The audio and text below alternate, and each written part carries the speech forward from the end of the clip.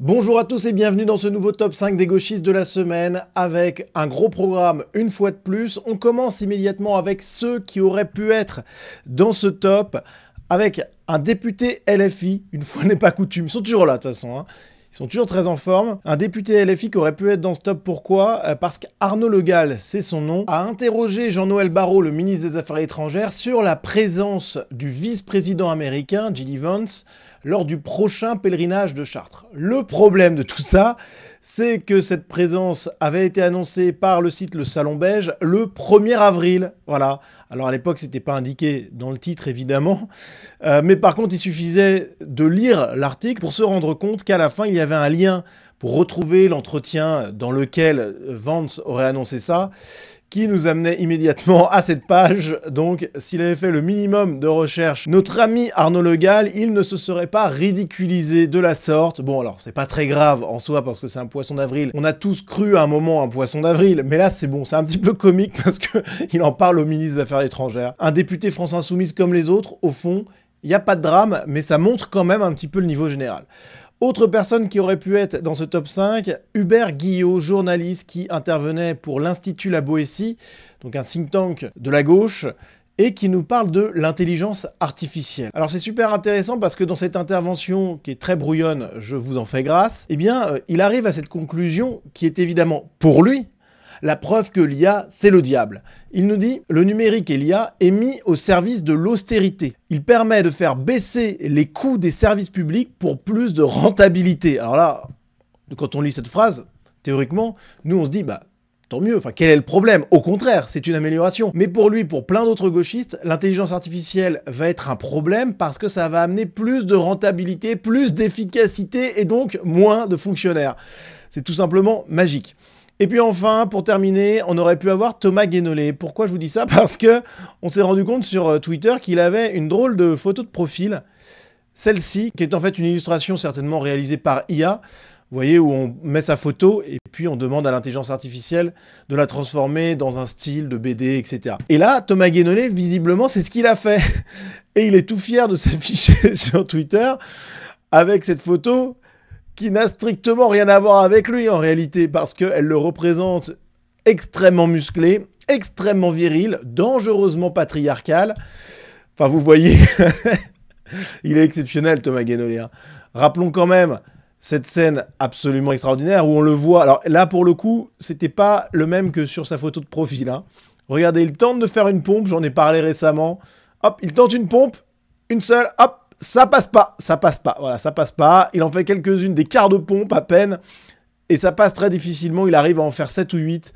C'est terrible. Et de voir qu'il s'identifie à cet avatar virtuel qui est finalement dangereusement de droite et qui n'a pas grand-chose à voir avec lui, je trouve ça assez comique. Voilà. Donc il aurait pu être dans le classement, mais c'était anecdotique, donc je l'ai laissé un petit peu de côté. Voilà les amis, je vous propose qu'on passe ensemble au classement. C'est parti pour la 5e place.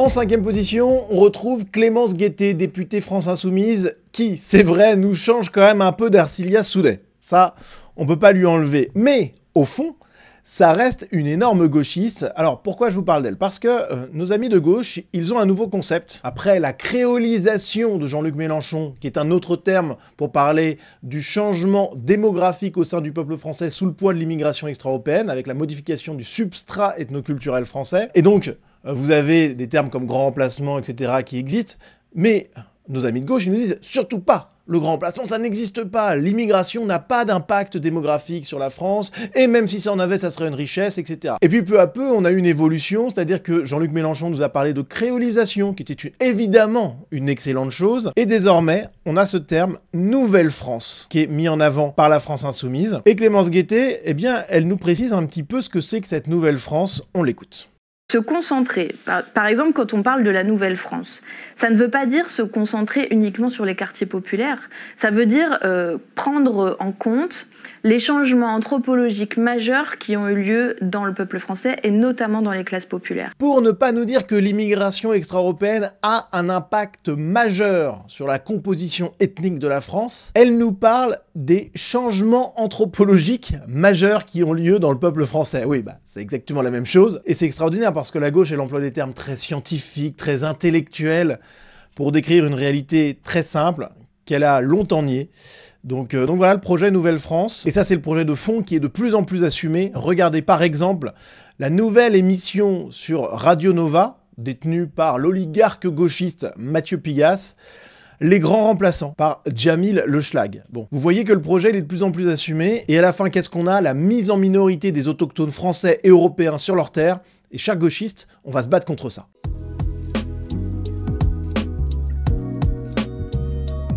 Et en quatrième position, et franchement il aurait pu être beaucoup plus haut si on n'avait pas été dans une semaine un peu particulière avec la condamnation de Marine Le Pen, en quatrième position on retrouve Edoui Plenel dans un duo avec Marie Turcan, journaliste à Mediapart. Alors pourquoi Edoui Plenel est là? Eh bien pour la publication de cet article de Mediapart, complaisamment relayé sur son compte Twitter par Edoui Plenel, une professeure d'un collège privé catholique du Finistère tient un compte influent sur X où elle diffuse des messages islamophobes. Et voici l'article de Mediapart, prof de maths et influenceuse islamophobe, les deux visages d'une enseignante en collège privé catholique.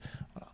Alors, ce qui est incroyable là-dedans, déjà, premièrement, on peut dire quelque chose qui me paraît essentiel, c'est qu'on est face à ce qui ressemble à une traque presque d'une criminelle. Alors même que la gauche, pendant des décennies, a craché sur le catholicisme, a sali cette religion et ceux qui la pratiquaient, qu'elle a voulu bouffer du curé, avec aucune retenue, il n'y avait pas de limite avec les catholiques. Et c'est cette même gauche-là qui va dénoncer, comme c'était des criminels, des gens qui critiquent la religion islamique.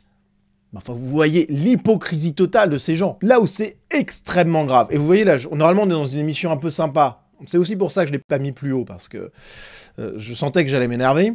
Mais ce qui est extrêmement grave, c'est qu'il y a de nombreux détails dans cet article. On a le nom, la localisation de l'établissement, la matière qu'enseigne la professeure. Donc du coup, elle est en danger, en fait. Parce que l'accusation d'islamophobie, pour quelques postes critiques de l'islam, mais même pas gravissime en plus, eh bien, on a un article de Mediapart qui jette en pâture une professeure, alors même qu'elle risque la mort pour ça. Je rappelle quand même deux visages, ceux de Dominique Bernard à gauche, professeur à Arras, et Samuel Paty, que vous connaissez évidemment, deux professeurs qui ont été tués par des musulmans, et Samuel Paty parce qu'il était accusé d'être islamophobe. Voilà, c'est exactement la même chose. Et comment on peut sortir un tel article pour un non-événement médiatique total, hein, parce que c'est même pas, je sais pas, une élue RN ou que sais-je. Non, absolument pas. C'est juste une lambda qui tient un compte Twitter. Et comment on peut, après Samuel Paty, après Dominique Bernard, sortir des articles comme ça qui résonnent comme des condamnations à mort? C'est inacceptable, voilà. Inacceptable. Donc cet article écrit par Marie Turcan, journaliste à Mediapart, et relayé par Edoui Plenel, c'est tout simplement inqualifiable. Voilà, j'ai pas les mots, on est sur une fatwa islamo-gauchiste, c'est... Qu'est-ce que je vous dise? Ces gens-là sont des criminels par association, à un moment il va falloir qu'ils se calment. Parce qu'il y a encore des têtes qui vont tomber à cause de ces gens-là. Et je rappelle d'ailleurs qu'il y a toute une branche politique populo-conspi, pro-Hamas, totalement ringarde, qui considère qu'il est plus dangereux en France d'être traité d'antisémite que d'islamophobe. Mais il n'y a rien de plus faux, bordel. Il n'y a rien de plus faux, et c'est l'évidence. Faut être taré pour pas le voir. Là, clairement, cet article de Mediapart peut valoir la mort à cette professeure. Bon, je m'arrête là, parce qu'on va essayer de revenir dans la bonne humeur. Mais clairement, Marie Turcan et Edoui Plenel n'ont pas volé leur place dans ce classement. Franchement, ce sont bien parmi les pires gauchistes de la semaine. Juste avant de passer au podium, les amis, un petit mot pour les partenaires Sunrise, à commencer par IdeoShock, cette plateforme de podcast qui résume, qui condense le meilleur d'ouvrages essentiels pour se forger une culture politique, philosophique, historique, etc. de très grande qualité. C'est vraiment un super projet. Vous avez des podcasts au format audio de 25 minutes et aussi au format texte qui vous permettent de parfaitement comprendre des œuvres extrêmement importantes. Donc allez tester ce service avec le code promo Sunrise. Et même chose pour la nouvelle librairie partenaire Sunrise, une librairie en ligne et maison d'édition qui dispose d'un catalogue de très grande qualité. Vous avez le lien en description avec là encore le code promo Sunrise. Je vous laisse regarder tout ça. Et puis on est parti pour les 3 premiers.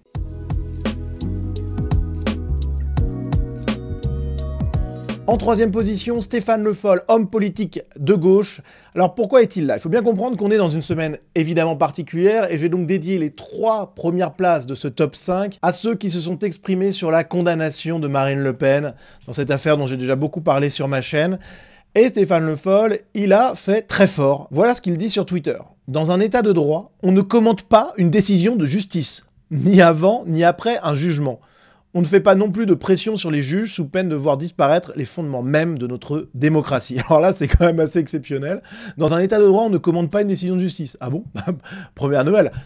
Je pense que ce qu'il voulait dire, c'est que dans un état de droit soumis à la gauche, on ne commande pas une décision de justice qui attaque la droite. Je pense que c'est ça qu'il voulait dire. Alors, il y a eu beaucoup de commentaires qui étaient super drôles.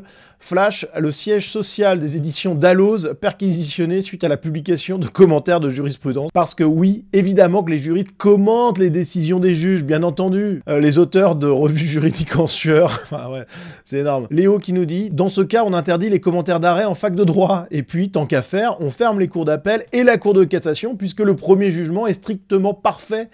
Par principe, on peut même interdire la profession d'avocat. Très juste, il n'y a pas besoin d'avocat, puisque le juge, sa sentence, elle est sainte, elle est divine. Ce que nous dit Stéphane Le Foll, c'était évidemment une défense politique d'un jugement qui lui aussi l'est. Et pour ceux qui en doutent et qui n'ont pas encore vu la démonstration, je vous en parlerai pour la première place de ce classement. Mais surtout, sans aller jusque-là, et juste pour rester sur le commentaire de la décision de justice, regardez des exemples où on voit qu'il est tout à fait possible, quand on est un avocat de gauche, de critiquer une décision de justice. On écoute cette personne qui nous parle justement de l'affaire Samuel Paty, où cet avocat défendait ceux qui étaient accusés d'avoir provoqué le drame. On l'écoute. C'est une honte, on devrait tous avoir honte de ce qu'on a fait dans cette affaire, une honte, voilà ce que j'ai à dire. Bien sûr que les familles des accusés sont effondrées, on va au-delà de ce qui a été demandé pour eux, même en termes de réponse, de qualification. On va au-delà. Comment voulez-vous qu'ils comprennent? Alors ils ont bien compris qu'on a pris la justice en otage, qu'on leur a dit de toute façon, l'avocat général ne demande pas assez. Nous on sait combien il faut mettre, nous on sait comment il faut répondre, nous on sait que la justice des Lumières, on n'en veut pas. On veut décider nous-mêmes qui sont les coupables et comment ils sont condamnés. Donc vous voyez qu'on a tout à fait le droit de critiquer une décision de justice en France, quand on est de gauche, hein, je précise évidemment.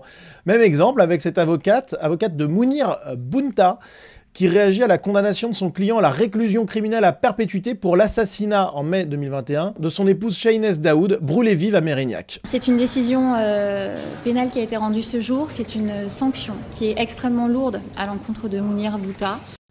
Bon, je ne vais pas plus loin, vous avez compris, une sanction extrêmement lourde. Alors, sans même parler du fond où c'est le strict minimum, la réclusion criminelle à perpétuité pour un malade comme ça qui a tué sa femme brûlée vive, bon bref, parce qu'elle voulait vivre à la française d'ailleurs. Mais enfin bon, c'est pas le sujet, mais vous voyez qu'on a le droit de parler de sanctions extrêmement lourdes, qu'on a le droit de critiquer violemment la justice rendue, etc. Et ça, Stéphane Le Foll, évidemment, il ne s'en formalise pas, il s'en formalise uniquement quand ce sont des gens qui réagissent à une sanction visiblement démesurée, car politique, à l'encontre de Marine Le Pen. Et cette hypocrisie de Stéphane Le Foll et de la gauche de manière générale méritait bien une 3e place.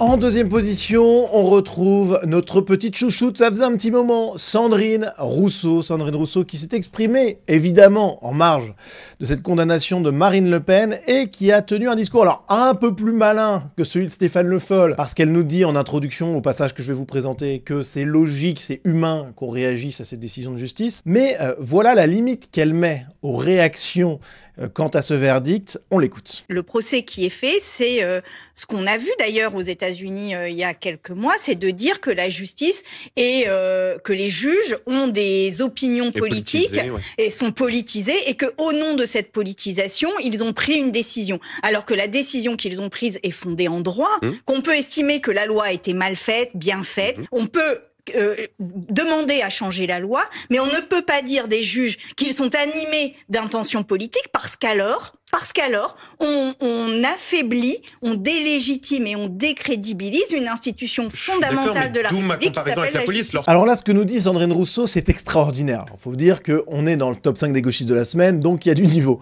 Et avec Sandrine Rousseau, en plus, c'est quand même toujours costaud. Ce qu'elle nous dit là est complètement faux. Enfin, là, c'est l'aveuglement gauchiste ou alors la malfaisance gauchiste. Je pense qu'elle sait qu'elle raconte n'importe quoi, enfin j'espère pour elle.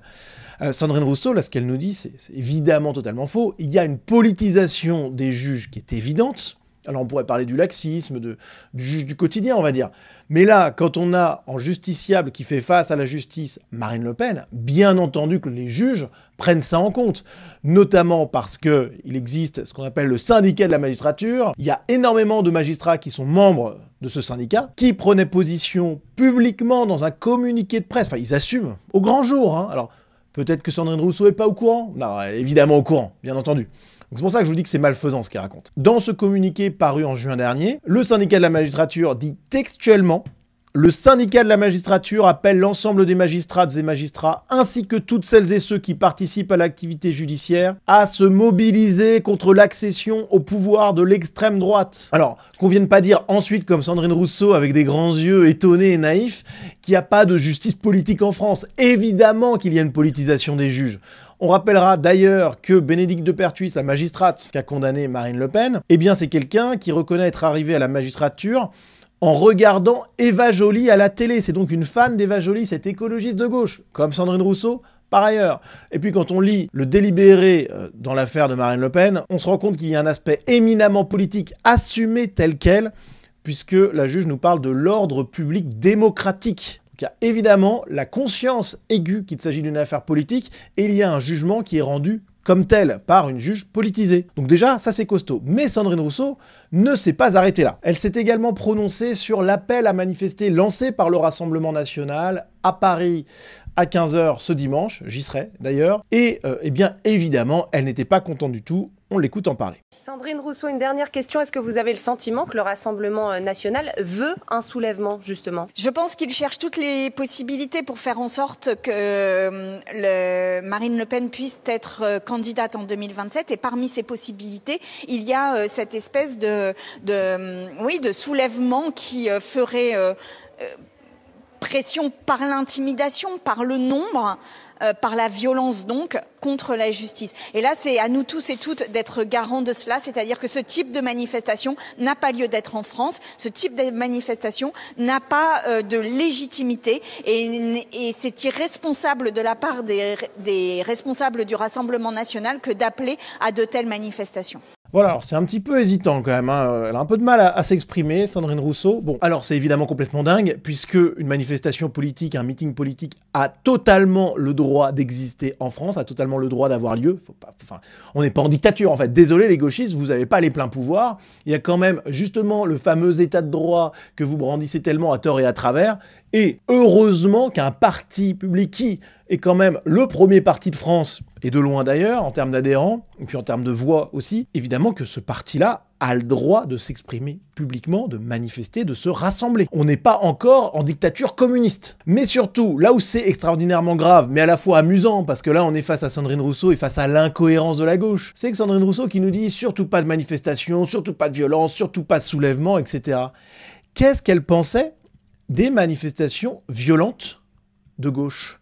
Qu'est-ce qu'elle pensait de ces appels à manifester contre des décisions de justice à l'époque, contre des décisions gouvernementales, etc. Eh bien, je peux vous dire que le discours, il était très différent. Elle était favorable à ces manifestations, elle était favorable à la fameuse désobéissance civile. Regardez ce qu'elle dit, c'est Le Figaro qui relève ses propos. Donc, elle valorise la désobéissance civile et elle explique que la désobéissance est justifiée, que manifester est un devoir moral. Tiens donc. Et un devoir moral, bien que le rassemblement soit interdit.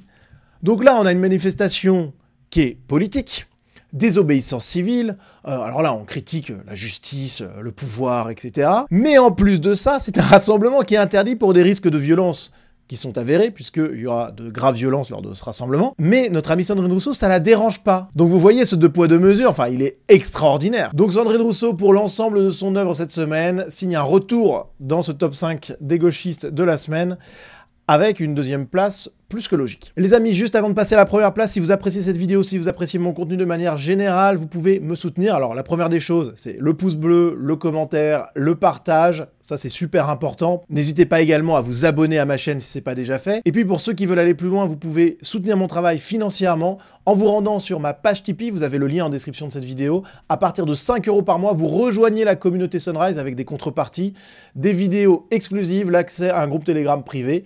Merci d'avance les amis, puis on se retrouve immédiatement pour la première place.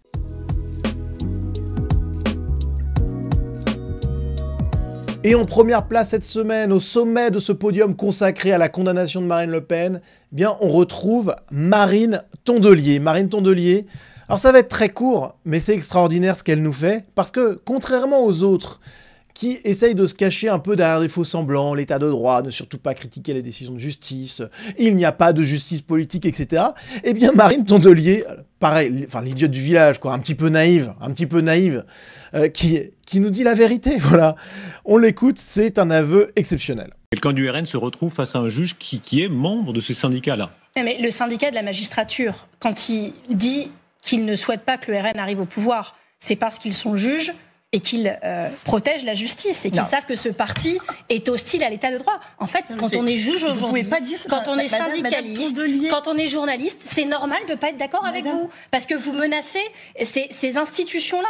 Donc c'est un réflexe de survie, c'est un réflexe démocratique que de ne pas vouloir que vous arriviez au pouvoir. L'aveu est génial, elle a tout dit. Voilà, c'est normal quand on est juge, quand on est journaliste, etc., de ne pas être d'accord avec le RN et d'empêcher le RN d'arriver au pouvoir. Donc elle admet bien que la lourdeur de la sanction infligée à Marine Le Pen est politique. Voilà, donc merci Marine Tondelier pour ça.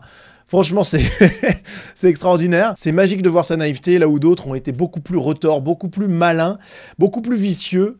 Eh bien, elle nous dit la vérité, et moi, je trouve ça super. Donc c'est pour ça que je la félicite, Marine Tondelier, c'est pour ça que je la mets à la première place, parce qu'elle nous lâche le morceau, voilà, contrairement aux autres. Donc génial de sa part, bravo à elle pour cette première place, bravo à tous les participants, merci à tous d'avoir regardé cette vidéo jusqu'au bout, et on se retrouve très vite.